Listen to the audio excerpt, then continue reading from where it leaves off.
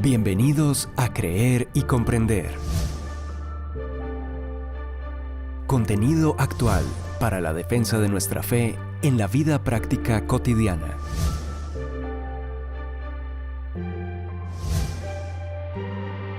Un tiempo de aprendizaje junto al autor, conferencista y apologista Arturo Rojas. Iniciamos. Queridos amigos de Creer y Comprender, vamos a abordar hoy en este nuevo podcast corto un tema muy controvertido, el de las llamadas guerras santas. Para emprender su tratamiento debemos referirnos de manera necesariamente rápida al tema de la guerra en las Escrituras y su perspectiva teológica acerca de ella.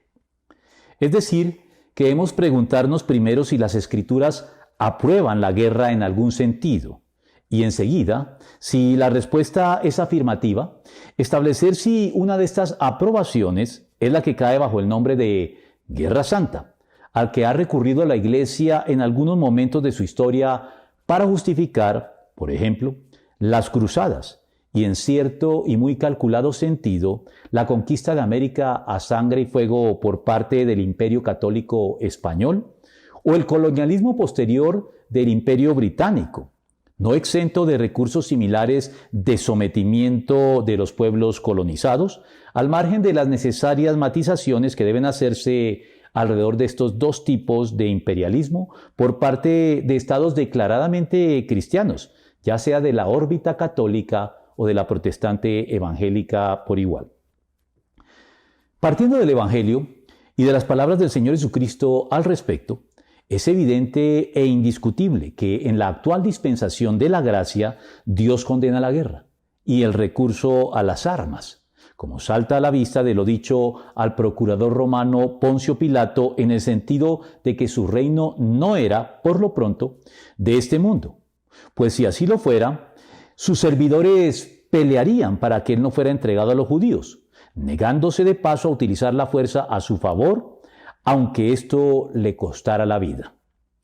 En la misma línea encontramos lo dicho previamente a Pedro, al plantearle que si se tratara de impedir su arresto, él podría apelar a Dios Padre para pedirle el envío de 12 legiones de ángeles, recurso que estaría a su disposición, y que, al renunciar voluntariamente a él, dio a entender que si se tratara del ejercicio de la fuerza, él siempre tendría toda la necesaria a su disposición. Y al no hacer uso de ella es debido a que, como ya lo dijo el profeta, no será por la fuerza, ni por ningún poder, sino por mi espíritu, dice el Señor Todopoderoso. Zacarías 4:6. Este episodio se complementa con la censura dirigida por el Señor contra el apóstol Pedro al echar mano de su espada para tratar de impedir su arresto, cortando la oreja de Malco, el siervo del sumo sacerdote, solo para ser reprendido por el Señor con estas célebres palabras: vuelve tu espada a su lugar, porque todos los que tomen espada, a espada perecerán. Mateo 26:52.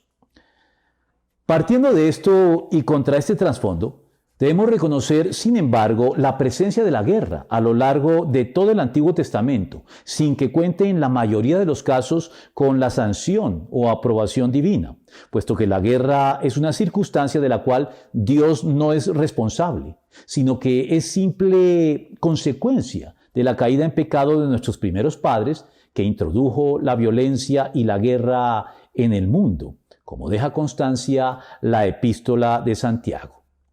¿De dónde surgen las guerras y los conflictos entre ustedes? ¿No es precisamente de las pasiones que luchan dentro de ustedes mismos? Santiago 4:1.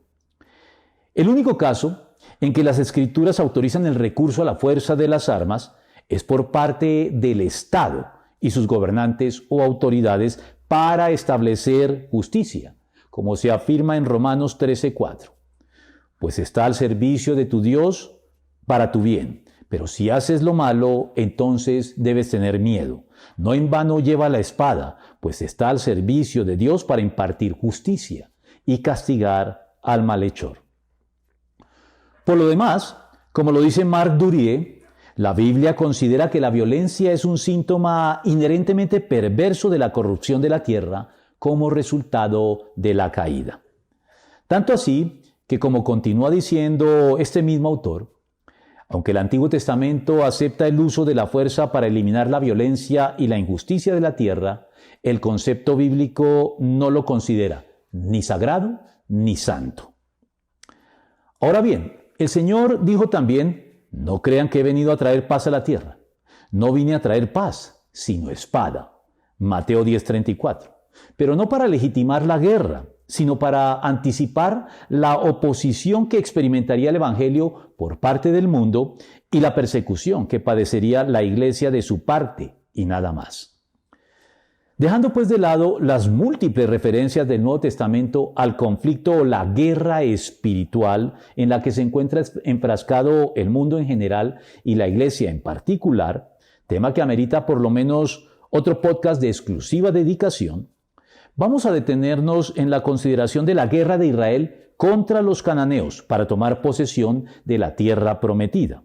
Guerra ciertamente ordenada por Dios, que es el caso proverbial en el que algunos sectores de la llamada cristiandad han justificado de manera equivocada y extemporánea las presuntas guerras santas.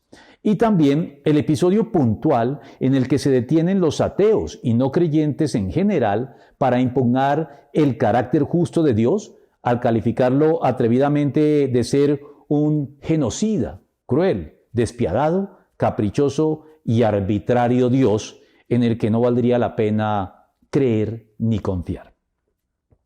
Al respecto, Marc Durie comienza aclarando y demostrando que la conquista de Canaán y otras historias bíblicas sobre conflictos no incitan a los cristianos a realizar actos violentos de insurrección, asesinato o genocidio, pues este hecho es excepcional y único, ya que fue ordenado por Dios para un tiempo y un lugar determinados, como lo leemos también en la Biblia de estudio de apologética.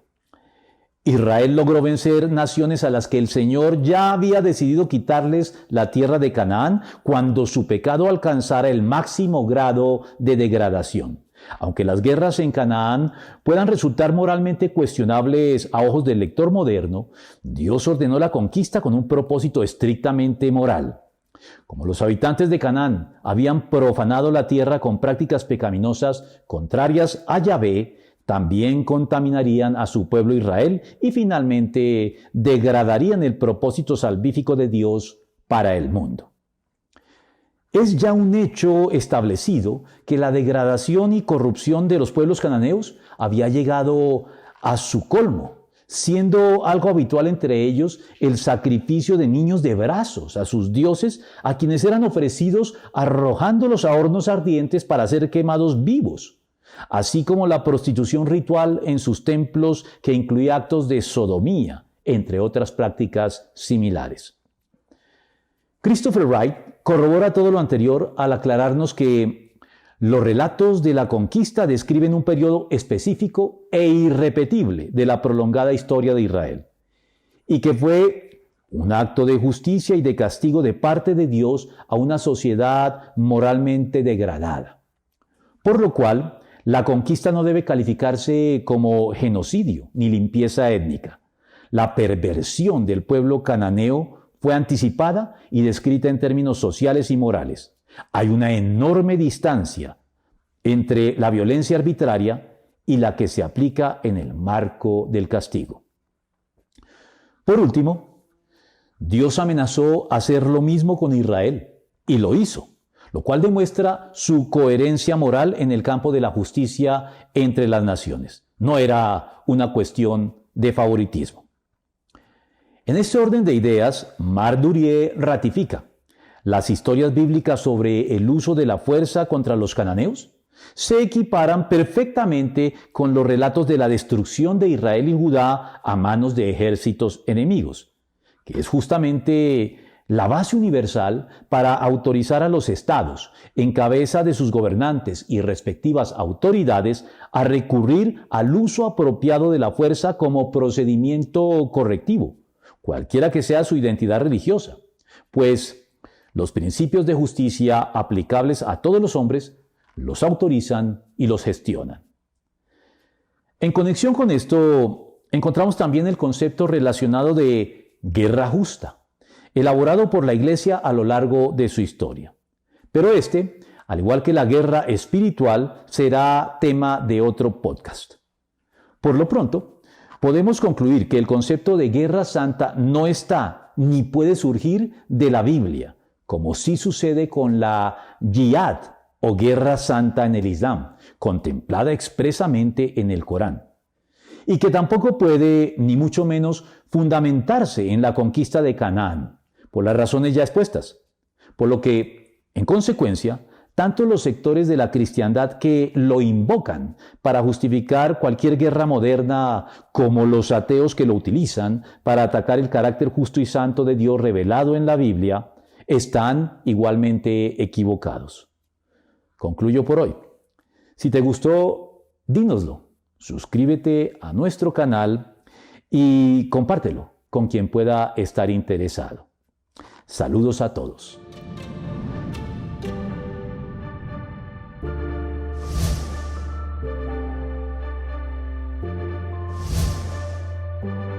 Confiamos en que este tiempo de aprendizaje te haya sido de provecho. Te invitamos a compartirlo, suscribirte y seguirnos en nuestros canales digitales de Creer y Comprender. Hasta nuestro próximo podcast.